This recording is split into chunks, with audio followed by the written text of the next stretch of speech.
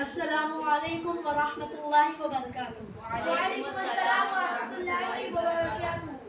ان الحمد للہ نحمده ونستعینه ونستغفره ونعوذ باللہ من شرور انفسنا ومن سیئات اعمالنا من يهده الله فلا مضل له ومن يضلل فلا هادي له اشهد ان لا اله الا الله وحده لا شريك له واشهد ان محمدا عبده ورسوله اما بعد فإن خير الحديث كتاب الله وخير الهدي هدي محمد صلى الله عليه وسلم وشر الأمور محدثاتها وكل محدثة بدعة وكل بدعة ضلالة وكل ضلالة في النار فقد قال الله تعالى في القرآن المجيد والفرقان الحميد فأعوذ بالله من الشيطان الرجيم بسم الله الرحمن الرحيم قل يا عبادي الذين أسرفوا على أنفسهم لا تقنطوا من رحمة الله إن الله يغفر الذنوب جميعا إنه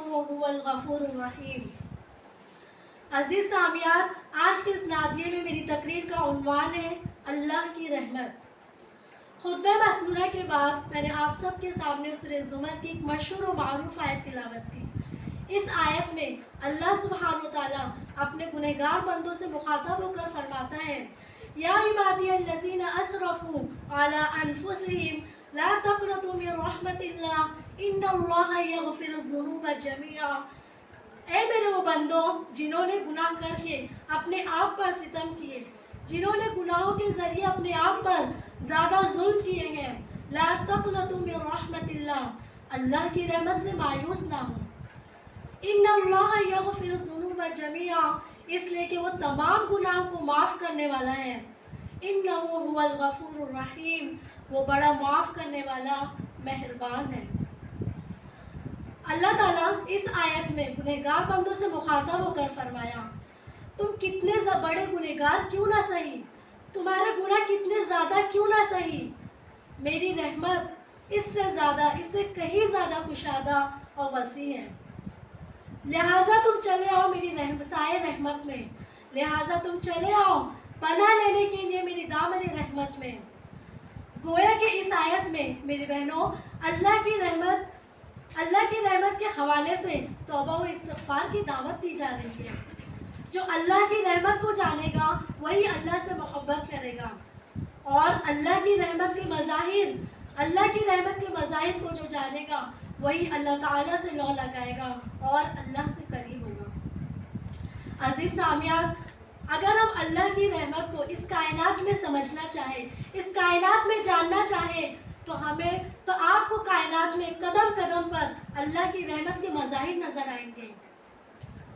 سب سے بڑی بات تو یہ، سب سے بڑا مظہر جو کافر اور مشرک بندے ہیں انہیں، اور جو اس کے ساتھ شرک کرنے والے ہیں، جو اللہ کے ساتھ کفر کرنے والے ہیں، جو اللہ کے ساتھ بغاوت کرنے والے ہیں، اللہ رب العالمین ان سب کو کھلاتا ہے، انہیں پلاتا ہے، انہیں صحت دیتا ہے، اور ان کے مال میں بڑھوتری دے رہا ہے۔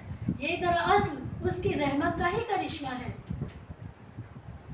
سچ کہے تو میری بہنوں، یہ زمین، یہ آسمان، یہ ستارے، یہ سیارے، ساری کائنات اگر قائم ہے تو صرف اور صرف اللہ کی رحمت کی بنا پر ہی قائم ہے۔ انسان تو اتنے گناہ کرتا ہے، انسان کے گناہ تو ایسے ہیں، ہونا تو چاہیے یہ آسمان پھٹ پڑے، یہ زمین شق ہو جائے، ہونا تو چاہیے یہ کائنات کا نظام درہم برہم ہو جائے۔ انسان اس زمین پر ایسے ایسے گناہ کرتا ہے، لیکن رب العالمین کی رحمت ہے، لیکن ہمارے رب کی رحمت ہے جو اس کی رحمت ہے جس کی وجہ سے انسان قائم ہے، انسان اس کے سہارے پر قائم ہے، کائنات تو اس پر قائم ہے، اس کی رحمت کے سہارے سے قائم ہے۔ ایک صحیح حدیث میں ہے کہ نبی کریم صلی اللہ علیہ وسلم کے پاس ایک بوڑھا شخص آیا، اس کے ہاتھ میں عصا تھی اور وہ اس عصا کے سہارے ٹھیکتے ہوئے آیا۔ راوی حدیث بیان کرتے ہیں کہ وہ بڑھاپے کی انتہا کو پہنچ چکا تھا، اس کی پلکیں لٹک رہی تھی۔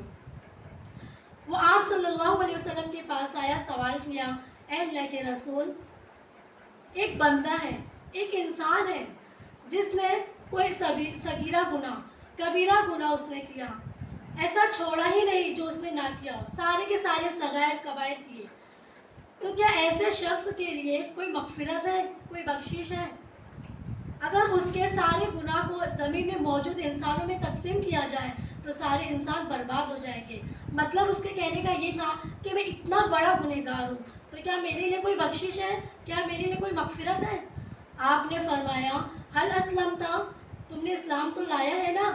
تو اس شخص نے کہا ہاں، اشہد ان لا الہ الا اللہ و اشہد ان محمد رسول اللہ، میں نے شہادتین کا اقرار کیے ہوئے ہیں، میں اب بھی گواہی دیتا ہوں کہ اللہ کے سوا کوئی معبود نہیں اور محمد صلی اللہ علیہ وسلم اللہ کے رسول ہیں۔ آپ صلی اللہ علیہ وسلم نے فرمایا جاؤ، زندگی جو ابھی جو باقی ہے اس میں نیکیاں کرو، گناہوں سے بچتے رہو، اللہ تعالیٰ تمہاری برائیوں کو نیکیوں میں تبدیل کر دے گا۔ اس شخص نے جب یہ بات سنی کہ اللہ تعالیٰ میری برائیوں کو نیکیوں میں تبدیل کر دے گا، اس نے کہا ہے اللہ کے رسول، میں نے جو غداری کے کام کیے، میں نے جتنے بھی غداری کے کام کیے، میں نے جتنے بھی فسق و فجور کے کام کیے، تو کیا اللہ تعالیٰ ان برائیوں کو نیکیوں میں تبدیل کر دے گا؟ تو آپ صلی اللہ علیہ وسلم نے فرمایا ہاں، اللہ تعالیٰ تمہاری برائیوں کو نیکیوں میں تبدیل کر دے گا۔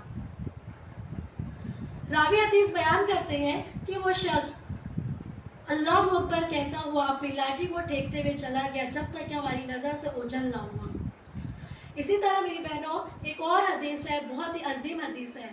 نبی کریم صلی اللہ علیہ وسلم ارشاد فرماتے ہیں اللہ نے رحمت کے 100 حصے کیے، اللہ نے رحمت کے 100 حصے کیے، ان میں سے صرف ایک حصہ دنیا میں اتارا۔ جو ہم دیکھ رہے ہیں، مطلب جیسے کہ انسان ایک دوسرے پر آپس میں ایک دوسرے پر رحم کرتا ہے، یہ اسی ایک حصے کا کرشمہ ہے۔ جانور، چوپائے، جنات، ہر کوئی جو آپس میں ایک دوسرے پر رحم کرتے ہیں وہ اسی ایک حصے کا کرشمہ ہے۔ حتیٰ کہ فرمایا کیڑے مکوڑے جو آپس میں ایک دوسرے پر رحم کرتے ہیں وہی اسی ایک حصے کا کرشمہ ہے۔ اللہ اکبر۔ ماں جو اولاد پر رحم کرتی ہے، آپ جب کسی مجبور کی مجبوری پر رحم کھاتے ہیں، آپ جب کسی یتیم کی یتیمی پر رحم کھاتے ہیں، اور آپ کو جب کسی مجبور کی مجبوری پر رحم آتا ہے تو یہ اسی ایک حصے کا کرشمہ ہے۔ غور کریے میری بہنوں، اللہ تعالیٰ کی رحمت کتنی وسیع اور کشادہ ہے۔ اس کے علاوہ آپ نے فرمایا وہ جو 99 حصے ہیں، اللہ تعالیٰ کل قیامت کے دن ان 99 حصے کے ساتھ اپنے بندے کا معاملہ کرے گا۔ ہمارا رب کتنا کریم ہے، ہمارا رب ارحم الراحمین ہے، لہٰذا ہمیں چاہیے کہ ہم اسی سے محبت کریں اور صرف اسے کی عبادت کریں۔ نبی کریم صلی اللہ علیہ وسلم نے فرمایا کہ جب اللہ تعالیٰ سے تم دعا مانگو، اپنے دعا کے لیے ہاتھ اٹھاؤ تو اللہ تعالیٰ کی رحمت کو مانگنا نہ بھولو۔ اسی لیے آپ نے ہمیں دعا سکھلائی اللہم رحمتک ارجو فلا تکلنی الی نفسی طرفۃ عین یا حی یا قیوم برحمتک استغیث اصلح لی شأنی کلہ ولا تکلنی الی نفسی طرفۃ عین۔ آخر میں اللہ تعالیٰ سے دعا ہے کہ اللہ رب العالمین ہم سب کو کہنے سننے سے زیادہ عمل کرنے کی توفیق عطا فرمائے۔ وآخر دعوانا ان الحمد للہ رب العالمین۔ السلام علیکم ورحمۃ اللہ وبرکاتہ۔